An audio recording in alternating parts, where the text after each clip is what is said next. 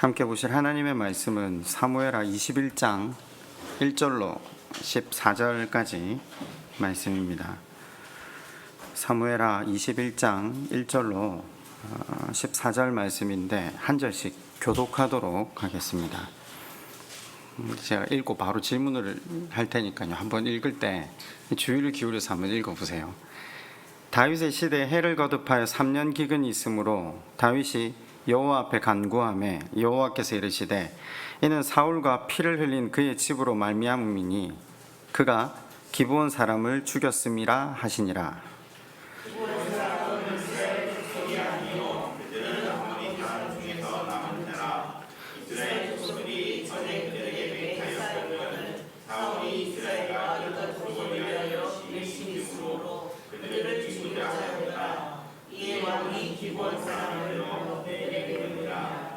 다윗이 그들에게 묻되 내가 너희를 위하여 어떻게 하랴? 내가 어떻게 속죄하여야 너희가 여호와의 기업을 위하여 복을 빌겠느냐 하니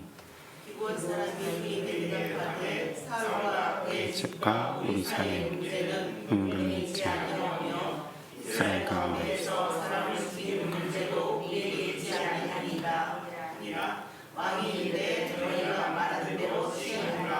그들이 왕께 아뢰되 우리는 학살하였고 또 우리를 멸하여 이스라엘 영토 내에 머물지 못하게 하려고 모해한 사람의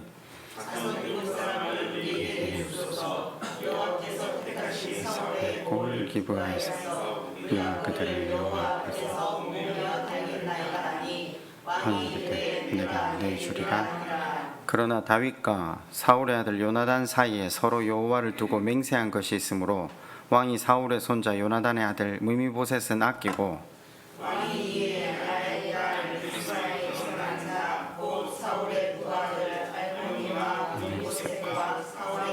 메라를 사는 자 몰랏 사람 바르시드네 아르 그들을 기브온 사람의 손에 넘기니 기브온 사람이 그들을 산 위에서 여호와 앞에 목매어 달매 그들 7사람이 동시에 죽으니 죽은 때는 곡식 베는 첫날 곧 보리를 베기 시작하는 때더라.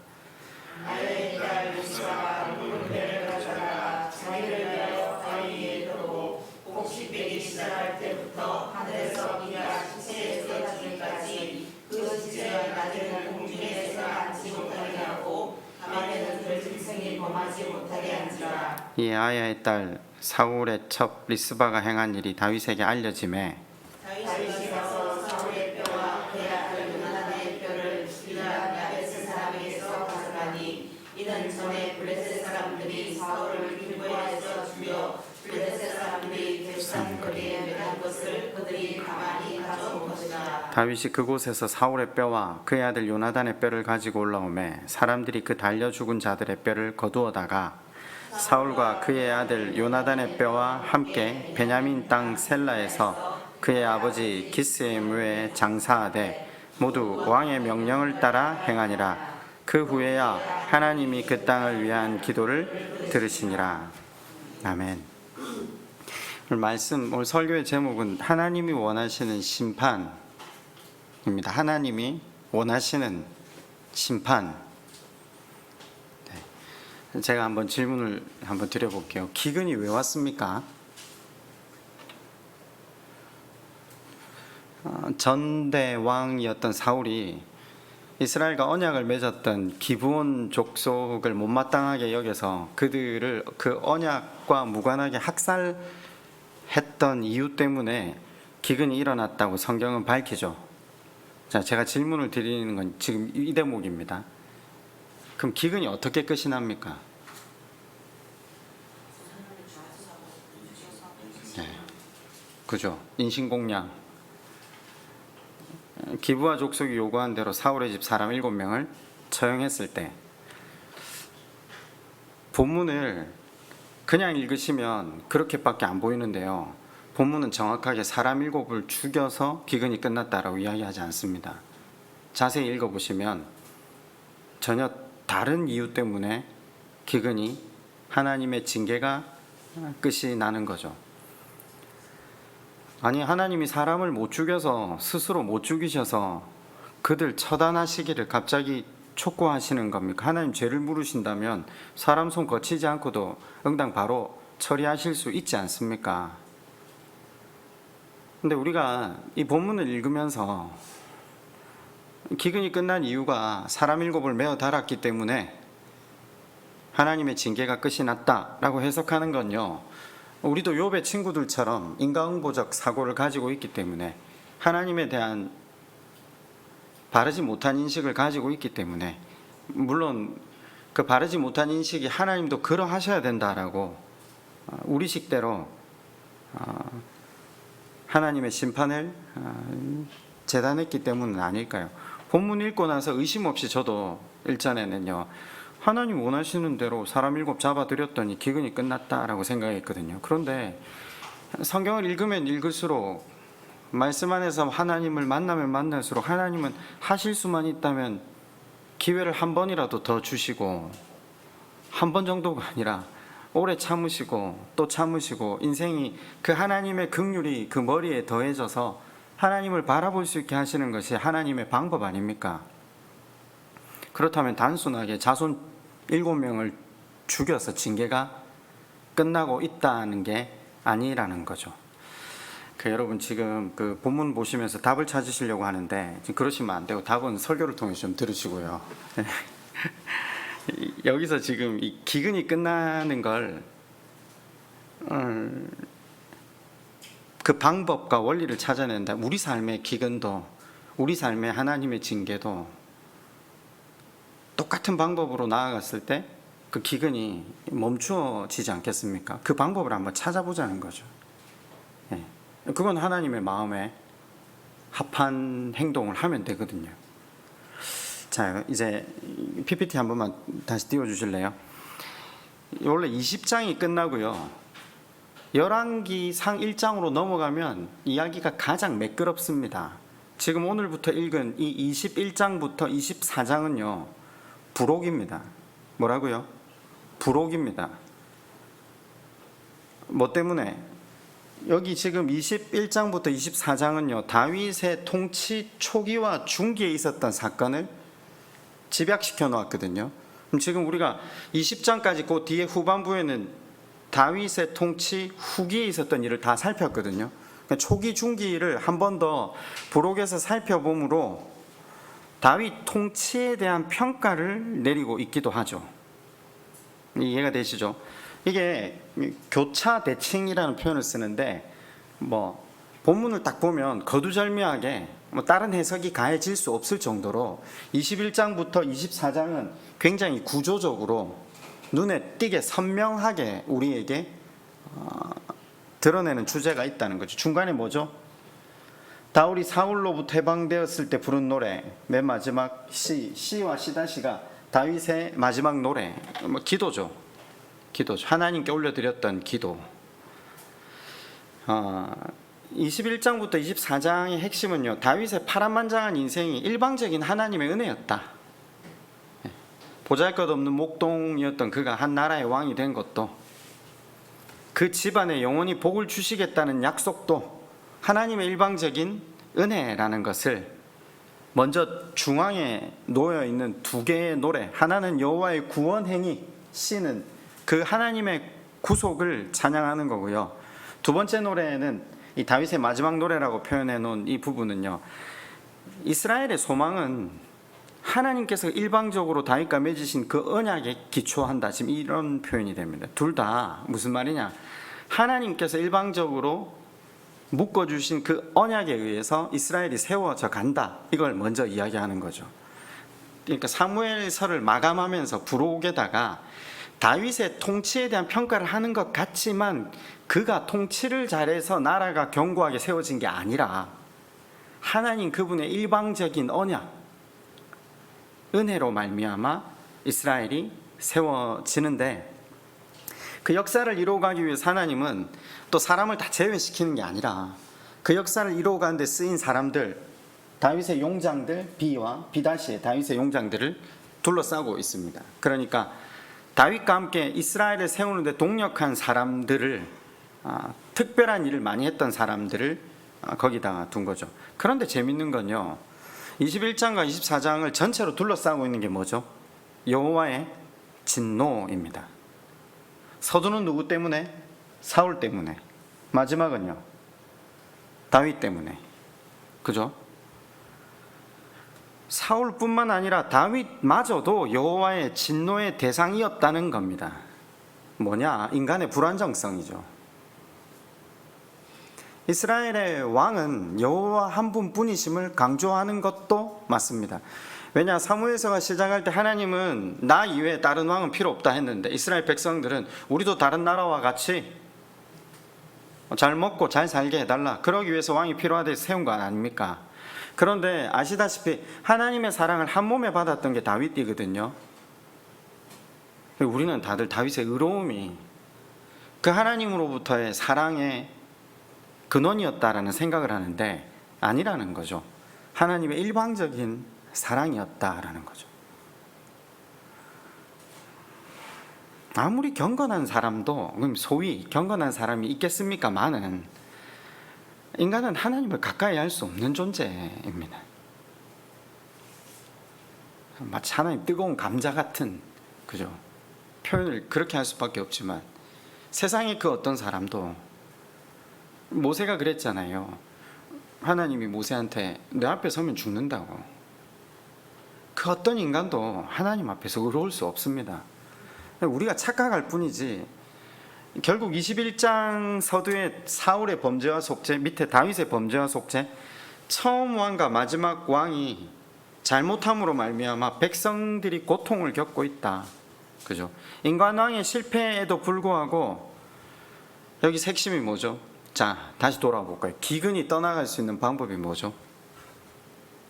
다시 돌아오면 그거죠. 사무엘상이 시작할 때 제일 먼저 누구의 기도로 시작했죠? 한나의 기도, 기억나시죠? 마지막에 누구의 기도로 끝납니까? 다윗의 기도로 끝납니다. 인간이 할 수 있는 일 중에 가장 큰 일은 기도하는 겁니다. 저는 지금 일단 정답을 결론부터 먼저 내리고 본문으로 한번 쭉 들어가면서 다시 살펴보기로 하죠. 21장 1절을 이렇게 한번 볼까요? 다윗이 시대에 해를 거듭할 3년 기근이 있으므로 3년이나 기근이 있었다라는 거죠. 묻죠. 통치자에게 있어서 3년이나 거듭되는 기근은 이건 그냥 단순하게 생각할 수 있는 문제가 아니잖아요. 성경에도 기근은 뭐 때문에 주신다? 그들의 영적 둔감성이나 패역함 때문에 기근을 주신다라고 분명히 창세기의 아브라함 사건, 룻, 나오미의 사건을 통해서 우리에게 보이신 바가 있거든요. 이스라엘 사람들이 다 알아요. 하물며 영적으로 깨어있는 다윗이 이 기근이 길어졌을 때 하나님 앞에 기도했다는 거죠. 기도했는데 하나님이 그에게 뭐라고 응답을 해주시죠? 이르시되, 2절입니다. 1절 마지막 부분이네요. 이는 사울과 피를 흘린 그의 집으로 말미암음이다. 그가 기브온 사람을 죽였습니다. 기브온 사람들은 아까도 말씀드렸지만 여호수아가 가나안을 정복했을 때 그들이 연기를 너무 잘했잖아요. 그래서 그들이 함께 그곳에서 살 수 있도록 약조를 미리 했거든요. 그 기브온 족속의 배신을 들은 그 가나안 족속들이 기브온 족속을 치러 와서 기브온 족속에 대한 신의를 저버리지 않으려고 이스라엘 전군이 싸우잖아요. 그래서 그때 그 전쟁에서 하늘의 해가 10도 물러난 사건이 벌어지기까지 그들을 살렸던 전쟁. 전쟁이 끝난 이후에도 기브온 족속들은 이스라엘 민족의 종으로서 민족 안에 살아갑니다. 여호수아 개인의 약속이 아니라 이스라엘 국가와 하나님 이름으로 한 언약 백성이 된 거죠. 동일하게. 자, 그런데 사울이 2절 하반절입니다. 사울이 이스라엘과 유다 족속을 위하여 열심히 있으므로 그들에게 잘 보이려고요. 그들을 죽이고자 하였더라. 이 왕이 기브온 사람을 불러 그들에게 물으니라. 우리는 사울이 어떤 사람인지 잘 압니다. 자기 눈밖에 나면 죽여버려야 되는, 그래야 직성이 풀리는, 자기 눈밖에 난 사위도 죽여버리려 했잖아요. 근데 유다 지파와 11지파가 이스라엘 가운데 살아가는데 어느 날 괜히 기브온 족속이 끼어 사는 게 불편한 겁니다. 수확해서 자기들만 가져가야 하는 곡식을 저들이 나누어 갑니다. 결국 사울 개인의 욕심만이 아닙니다. 여러분, 사울이 학살을 단행할 때 같이 칼을 들고 나섰던 사람들은 이스라엘 사람들 아닙니까? 그죠? 기브와 족속에 대해 대학살을 단행했던 겁니다. 그런데 어떻게 했다고요? 열심히, 그냥 하는 게 아니라 열심히 학살을 했다라는 거죠. 여러분, 금세기에도 학살이 있었던 것 기억나십니까? 히틀러 말고요. 그러니까 밀로세비치가 세르비안들을 위해서 알바니안들을 코소보에서 학살했잖아요. 불과 얼마 전이죠. 사울이 그 일을 열심히라는 단어가 히브리어 여기 말로 포네로스라는 단어를 쓰고 있는데, 포네로스라는 말이 여기에서 악이 파생되어져 나와요. 악하다라는 말이 여기서 파생되어져 나오는데, 그 포네오라는 말의 이 근원적인 의미가 바쁘다라는 말입니다. 열심히 있다, 바쁘다. 굉장히 많은 의미를 함축하고 있는데, 우리의 중심이, 우리가 하나님을 바르게 알지 못하면, 우리가 진리를 향해 있지 않으면, 우리가 열심을 내면 낼수록 우리가 악한 결과를 우리 삶에 마주할 수밖에 없다라는 거죠. 우리 다들 아침부터 밤까지 최선을 다해 살잖아요. 열심히 살잖아요. 근데 그게 내가 하나님을 바르게 깨닫고 하나님을 향해 달려가는 열심인가? 내 중심에 하나님이 계시는가? 나는 열심히 산다고 생각하는데 하나님이 어떻게 생각하실까를 돌아봐야 되잖아요. 하나님 그분의 마음에 합하면 기근이 멈추는데, 징계가 멈추는데, 그죠? 이 본문이 이걸 보여주는 거죠. 사울과 같이 헛된 열심으로 살아가는 이들이 얼마나 많냐는 거죠. 사울이 열심을 다해서 자기 마음에 들지 않는 그 기브온 족속을 죽인 거죠. 자, 그 이유로 말미암아 지금 이 일이 벌어지는데, 다윗이 3절에 묻습니다. 그들에게 묻되 내가 너희를 위하여 어떻게 하랴? 내가 어떻게 속죄하여야 너희가 여호와의 기업을 위하여 복을 빌겠느냐?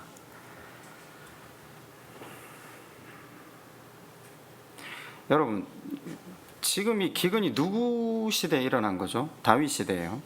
근데 일은 누가 벌렸죠? 사울. 한번 생각해 보세요. 전한국 왕은 상식 밖의 사람이었으니까 뭐 따질 수 없었으니까 그렇다 치고요. 시간이 꽤 흘렀잖아요. 우리가 소위 아는 성군이 들어섰고 성군이 정치를 펼치기 시작했다면, 여러분 상식적으로 한번 그 사람 찾아가서 우리의 억울함을 풀어달라, 우리의 위치를 다시 회복시켜달라 말하는 게 기본 아닙니까? 안 그렇습니까? 저는 이 대목에서 기브온 족속들이 사람을 너무나도 잘 알았나? 기브온 족속들이 그 억울함을 사람에게 가서 토로하지 않고 하나님을 바라보며 기다리고 있었구나.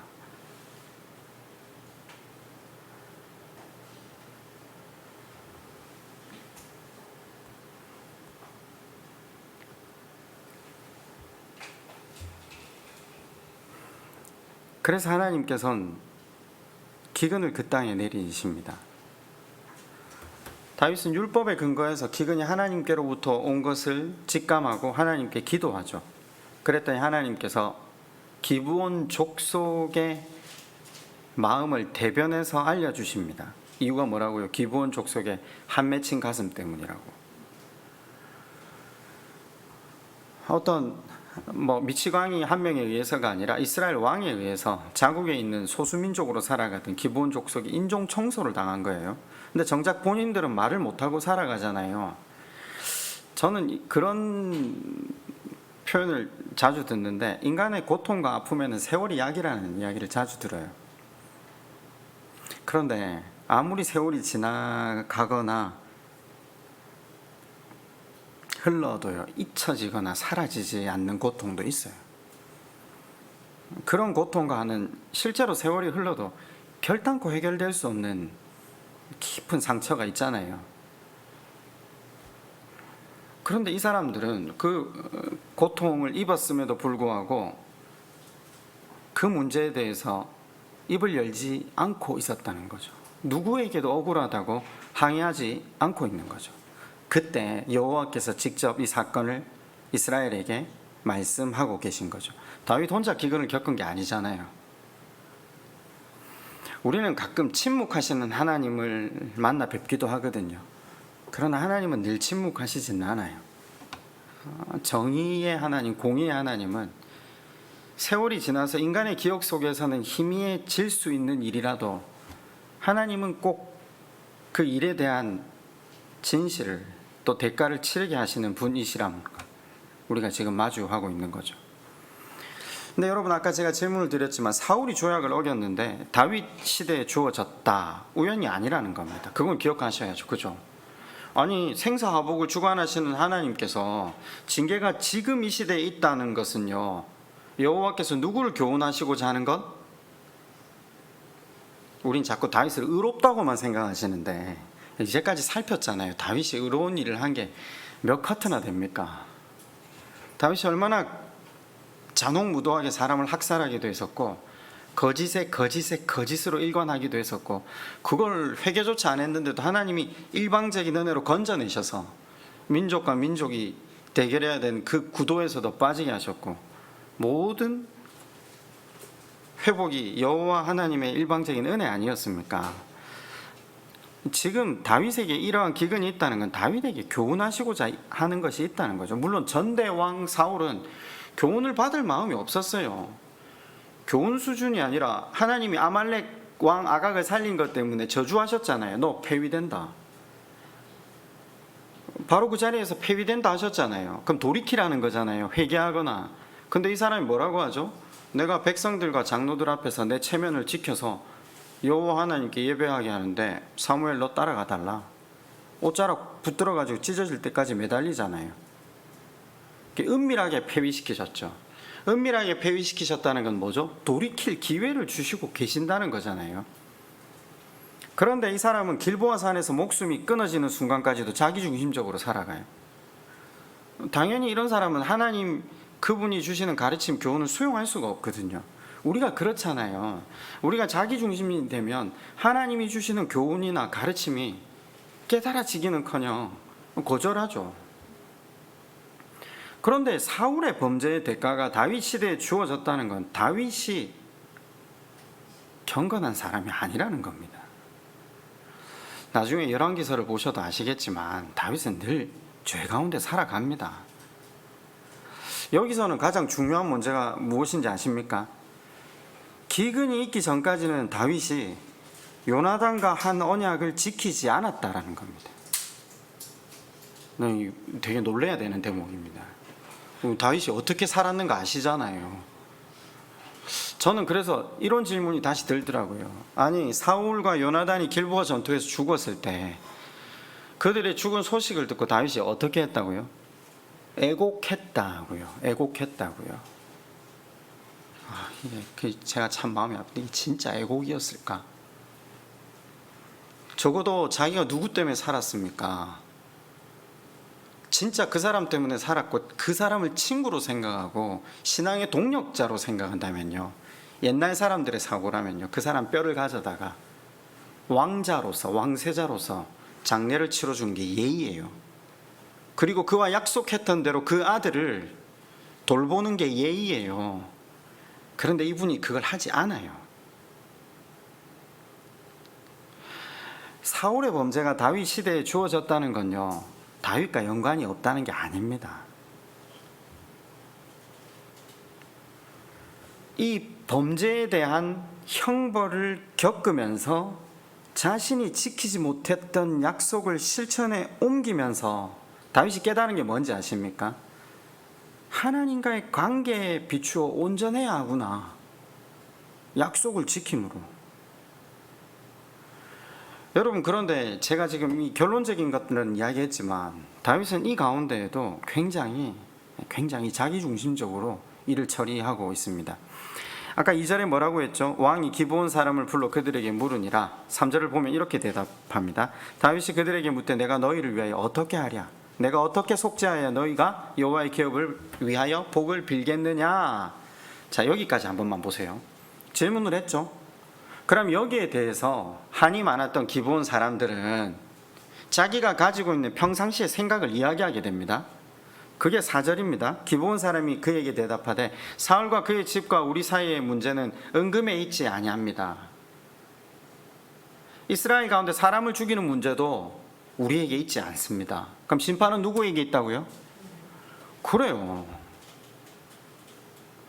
기브온은 지금 그렇게 대답한 겁니다. 이제껏 그 마음이 있었기 때문에 이제껏 말하지 않은 겁니다. 안 그러면 애초에 찾아가서 이야기를 했겠죠. 심판이 자기에게 있지 않다는 것을 고백합니다. 주권이 하나님께 있다는 것을 고백합니다. 그런데 이 다음 대사, 이어지는 4절 하반부의 다음 대사는요, 다윗의 집요함을 보여줍니다. 그들에게 이 일을 주도할 권리가 있다고 다시 그들을 몰아가고 있습니다. 왕이 이르되 너희가 말하는 대로 시행하리라. 내가 너 뭘 말하든 다 들어줄 테니까 말해봐. 아니야, 이렇게 끝나서는 안 돼. 너희들 의견이 있어 한번 말해봐. 자, 그때 기브온 족속이 다음으로 이게 행간을 보자는 거죠. 5절과 6절은 결국 이 사람들은 율법의 근거에서 이야기를 하는 겁니다. 우리는 그냥 우리 식대로 복수를 이야기하지만 이 사람들은 지금 복수로 하려고 하는 게 아닙니다. 그들이 왕께 아뢰되 우리를 학살하였고 또 우리를 멸하여 이스라엘 영토 내에 머물지 못하게 하려고 모해한 사람의 자손 7사람을 우리에게 내어주소서. 7은 완전수거든요. 여호와께서 택하신 사울의 골 기브아에서 우리가 그들을 여호와 앞에서 목매어 달겠나이다. 앞서 분명히 이스라엘 사람을 죽일 권리가 없다, 이건 돈으로도 받을 수 있는 문제가 아니다, 이렇게 변명을 했잖아요. 그런데 율법에 비추어서 다시 대답을 해라 했을 때 대답은 하는데 그것을 말씀에 비추어서 이야기는 해야 되지 않습니까? 민수기 35장 31절에는요 살인으로 인해 생명을 잃은 경우에는 생명으로, 그죠? 돈으로 협상하거나 보상하는 것을 금한다라고 되어 있습니다. 율법을 따라서 사울의 집에 남은 자 7명을 넘겨달라고 합니다. 제가 이 대목에서 또다시 한번 질문해 볼게요. 기브온 족속을 멸할 때 사울 집안 사람들만 했겠습니까? 아니죠. 이 많은 족속들을 멸할 때 이스라엘 온 사람들이 함께 했겠죠. 그러면요, 상식적으로 적어도 그런 일이 자기 하나님을 믿는 사람들, 그리고 그들과 약조가 어떻게 이루어졌다라고 정확하게 알고 있는 인간들이 자기 내에서 인종청소가 벌어진다면 막아서야 됩니까? 막아서지 말아야 됩니까? 막아서야죠. 그런데 막아서지 않았다, 그 일이 그대로 진행됐다는 겁니다. 그러면 기브온 족속들은 사울에게만 원한을 가지고 있겠습니까? 아니면 이스라엘 전체에게 원한을 가지고 있겠습니까? 그렇죠. 근데 기브온 사람들은 아는 겁니다. 이걸 축소시키는 거죠. 이스라엘과 자신의 문제가 아니라 사울 집안과 자신의 문제라고 범위를 축소시키고자 이야기를 한 거죠. 그랬더니 다윗이 응당 6절에 바로 반응을 합니다. 내가 내주리라. 그러나 다윗과 사울의 아들 요나단 사이에 서로 여호와를 두고 맹세한 것이 있으므로 왕이 사울의 손자 요나단의 아들 무미보셋은 아끼고 왕이 이에 아야의 딸 리스바에게서 난 자 사울의 두 아들 자이레가 5명을 잡아서 기브온 사람들에게 사울의 피부치를 넘겨줍니다. 밑에 바르실레는 우리가 아는 그 바르실레가 아니라 다른 바르실레입니다. 9절에 보면 기브온 사람이 그들을 산 위에서 여호와 앞에 목매달아 그들 7사람이 동시에 죽으니, 자, 이야기에 좀 벗어나 봅시다. 일단 한번 주의를 좀 환기시키는 차원에서 그럼 우리가 이렇게 질문할 수 있겠죠. 이 7은 그럼 왜 죽었냐? 그런 질문 안 드세요? 지금 이 논리 큰 틀에서 보자면 이 7은 왜 갑자기 잡혀가서 죽고 자기 엄마는 거기 가서 지금 애곡을 하고 있잖아요. 사실 굉장히 처참한장이에요. 안 그렇습니까? 분위기가 안 느껴지세요? 이 진짜 처참함의 극치잖아요. 그 앞에 사울이 한 인종 청소가 사사기 말미에 레위인 첩의 사건으로 인해서 이스라엘 모두가 베냐민 지파를 인종 청소한 사건하고 다를 바가 없어요. 우리는 사사기, 사무엘 상하, 열왕기 상하를 끊어서 보는데 성경은 끊어진 시대를 아니라고 해요. 그냥 이어져 가는 시대입니다. 끝까지 패역한 이스라엘이 여호와 하나님 앞에 회개하지 않음으로 말미암아 열왕기서가 어떻게 마무리를 짓죠? 망합니다. 시대별로 다른 시대, 은혜의 시대가 아니라 하나님이 근거라도 하나만 있으면, 하나님이 하나님을 바라보는 사람 하나라도 있으면 그에게 은혜를 주셔서 그게 은혜가 되게 하신 거지.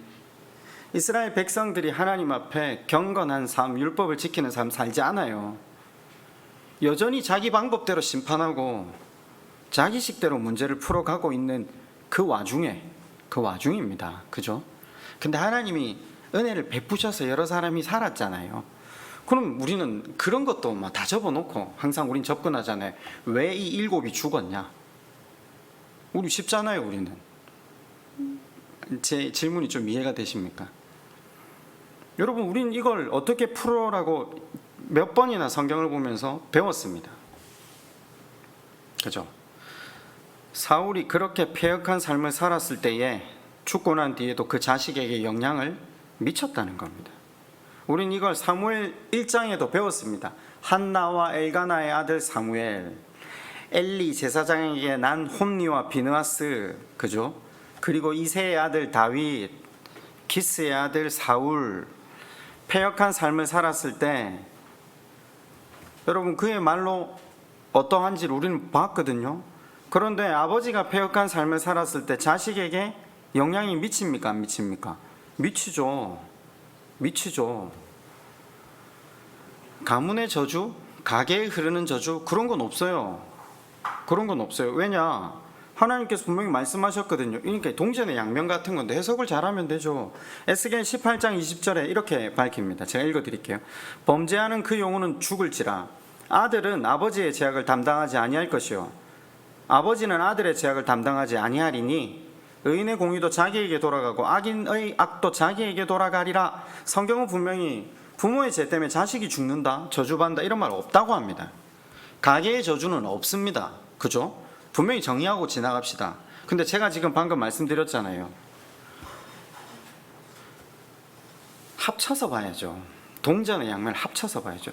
사울이 패역하게 사는 삶을 살았을 때 그 자식들도 그 아버지가 사는 그 모습 그대로를 배우고 하나님 앞에 등 돌리고 패역하게 살았음을 의미하는 거죠. 물론 사울의 자식 중에도 의롭게 살았던 자식도 있죠. 요나단, 그죠? 요나단의 자식 무미보셋 의롭잖아요. 우리 지난 시간 한번 살폈죠. 시바가 자기 재산 다 뺏어가고 억울하게 자기를 또 고립시켰을 때, 다윗이 왕권을 다시 회복하고 돌아왔을 때 거기 다 달려나가잖아요. 무미보셋이 임금을 하려고 했다.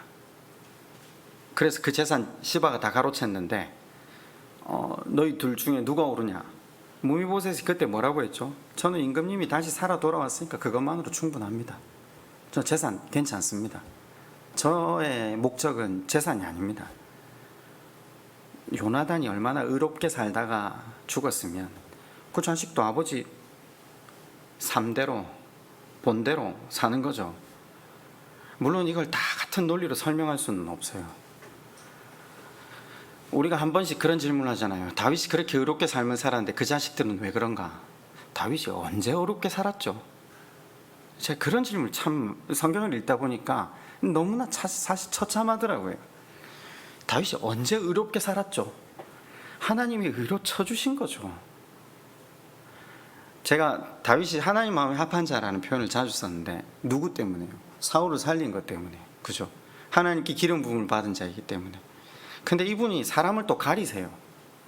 하나님께 기름 부음 받은 자는 계속해서 하나님이 치셔야 된다고 생각은 하지만 그 외에 다른 사람들은 또 쓸어버리잖아요. 근데 하나님이요, 그 한 사람을 그렇게 하나님 시각으로 보는 것도 하나님은 긍휼히 여기세요. 이게 사실을 펼쳐놓고 보면 우리가 도무지 수용이 안 될 만큼. 여러분 지금 사무엘서는 우리에게 많은 걸 던지는 거죠. 그러면서도 그죠? 그러면서도 너한테 자식이 있니? 네가 부모니? 그렇다면 네가 잘 살아야 해. 네가 잘해야 자식은 부모를 닮아. 처음부터 주었던 메시지를 사무엘아 막이 내리는 이 순간에 다시 한번 우리에게 던지는 거죠. 이건 그대로 가게 하고요. 자, 그대로 둡시다. 그래서 그들이 그곳에 나와서 심판을 받는 건 그들이 패역한 삶을 살았기 때문에 그건 그냥 그대로 두고요. 그런데 정말 하나님이 원하셨던 게 이런 피해 복수였을까요? 우린 그게 아니라는 걸 잘 알아요, 사실.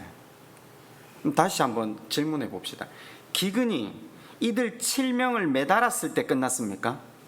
아니죠. 성경 보시면 지금 정확하게 나오잖아요. 21장 10절에 보면요, 아야의 딸 리스바가 굵은 배를 가져다가 자기를 위하여 바위 위에 펴고 곡식배기 시작할 때부터 하늘에서 비가 시체에 쏟아지기까지 그 시체에 낮에는 공중에 새가 앉지 못하게 하고 밤에는 들짐승이 범하게 못하게 한지라. 7명이 죽고 난 뒤에 자식을 빼앗긴 리스바가 그 자식 있는 곳에 가서 그 시체를 지키는 거죠. 왜냐하면 나무에 매달린 시체를 내려가지고요, 들짐승에게 파먹히게 해물어서 명예를 더 훼손하려고 하는 거거든요. 근데 어머니는 그걸 막고 있는 거예요. 내 자식이 죽어서까지 이렇게 그 시체가 훼손당하는 걸 못하겠다, 그 옆에서 막고 있는 거죠. 11절에 이에 아야의 딸 사울의 첩 리스바가 행한 일이 다윗에게 알려지매, 이제 다윗에게 소위 오늘날 표현으로 하면 현타가 온 거죠. 다윗이 드디어 깨달은 겁니다. 내가 언약을 지키지 않아서구나. 다윗이 가서 사울의 뼈와 그의 아들 요나단의 뼈를 길르앗 야베스 사람에게서 가져가니 이는 전에 블레셋 사람들이 사울을 길보아에서 죽여 블레셋 사람들의 벳산 거리에 매단 것을 그들이 가만히 가져온 것이라.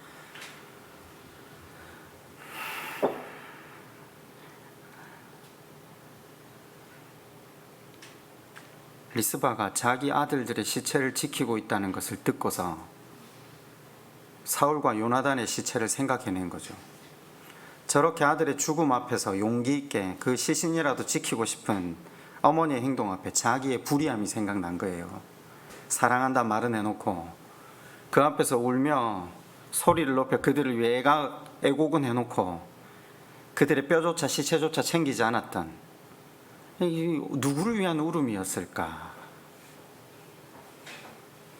여러분, 블레셋 군이 사울의 목을 베가지고요, 그 아들들의 시체를 성벽에 못질을 해서 걸어놨어요. 아무도 그걸 손댈 생각이 없는 거죠. 길르앗 야베스 사람들이 밤에 몰래 가서 그걸 훔쳐다가 장사를 지내준 거예요. 실제로 방치한 거죠. 그냥 방치한 거예요.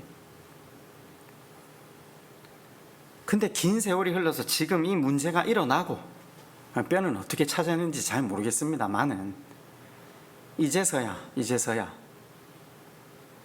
제대로 된 장례식을 사울과 요나단의 뼈뿐만 아니라 더불어 처형당한 사람들의 시체도 함께 장사를 치루어 주었을 때, 그죠? 주었을 때 14절에 그 후에야 여기 걸립니다. 7명을 매달아서 기근이 끝난 게 아니라 그 후에야 하나님이 그 땅을 위한 기도를 들으시니라. 우리는 수도 없이 배웠습니다. 하나님이 바라시는 것은 제사가 아니고 순종이라고. 그죠? 순종이 뭐죠? 순종은 받은 사랑을 나누는 삶이죠. 우리 식대로 심판하고 판단하고 비판하고 재단하는 게 아니라 하나님 원하시는 제사는 긍휼이었잖아요. 죗값을 들추어내서 죗값을 치르게 하는 게 아니라, 다윗은 기브온 족속의 아픔이다, 그들의 한이다, 그렇게 여호와 하나님께 말을 들었을 때 뭘 했어야 되는지 아십니까? 기브온 족속의 명예를 회복시켜주면 되는 겁니다. 그들로 하여금 피해 복수를 하게 만드는 게 아니라 그들의 상한 마음, 떨어진 인권, 떨어진 명예를 회복시켜주는 것이 중요합니다. 그런데 우리식대로 해석한 거죠.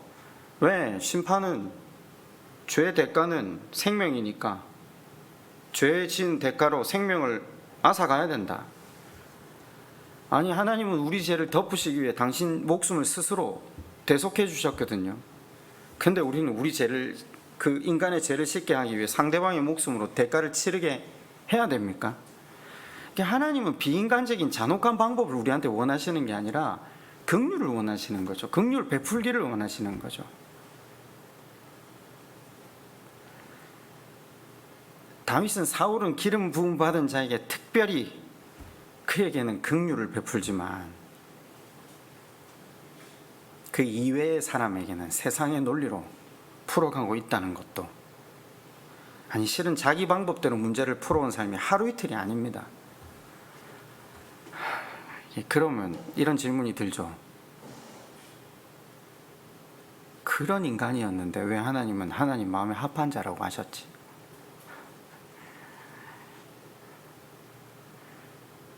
왜 하나님 마음에 합한 자가 되는지 아십니까? 하나님을 바라보았기 때문입니다.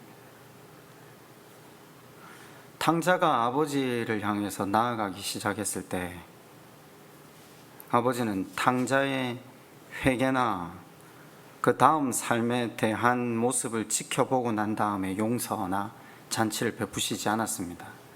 하나님은 늘상 인생이 당신에게로 고개를 돌릴 때마다 긍휼 베푸시기를 멈추지 않으시는 분이십니다.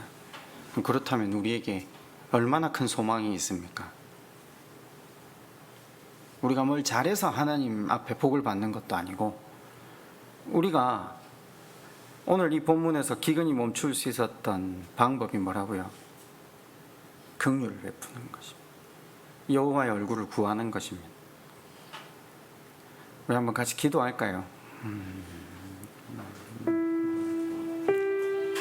제가 기도 제목을 두 가지 내지 않을게요. 제가 한 가지 기도 제목 드리면요, 말씀을 가지고 기도하시다가 또 각자 기도의 제목을 가지고 기도하셨으면 좋겠습니다. 여러분, 우리는 살다 보면 많은 경우에 우리가 심판자의 자리에 오를 때가 많은 것 같습니다. 근데 어떻게 하면 하나님이 우리 삶을 기뻐하실까? 긍휼 베푸는 겁니다. 그게 안 되면 하나님 앞에 기도하십시오. 그러면 하나님께서 우리가 언제 누구에게로부터 어느 때에 어떠한 방법으로 우리의 잘못과 허물과 더러움과 수치가 덮어졌는가를 기억나게 해주실 겁니다. 그래서 그 무게가 얼마나 무겁다는 걸 계속해서 알게 하심으로 우리의 긍휼을 베푸는 것이 결단이나 의지나 그런 것이 아니라 마땅히 우리의 도리임을 깨닫게 해주시겠죠. 아니, 그걸 깨닫지 못하고라도 긍휼을 베풀면 하나님 우리 기도에 응답하신다고 하십니다. 기근이 멈출 수 있는 유일한 방법은 기도하는 겁니다. 모쪼록 말씀을 생각하며 그 하나님께 도움을 구하며 나아갑시다. 함께 기도드리겠습니다.